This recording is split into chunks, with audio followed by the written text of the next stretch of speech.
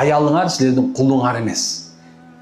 Ага зордук, зомбулук көрсөтүш бул анын акысында кыянат кылуу. Керек болсо аялды эркелеткенде, керек болсо ага белек бергенде, аны кийинткенде, ага сөз сүйлөгөндө да сен эркектигиңди жоготпо. Кийинтип ичинтип аткан болсоң, мен багып атам деп төшүңдү какпа.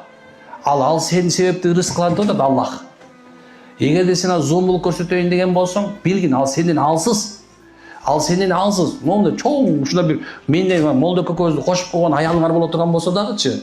Эгерде молду аны чертип койсоң өкүрүп бакырып ыйлайт, билесиңерби? Ушунда чоң болсо да алсыз болсо сен мындай ичке турасың, момду карап турасың, десең отура калат турабы? Эмне үчүн? Анткени сен аны Аллах алсыз жараткан. Күчтүү болсо, мен күчтүү эле бар, бирок мынтип койнун. Бирок сен эр деп сыйлайт да турабы? Демек муну аялдын акысы ушул экен. Балаңдын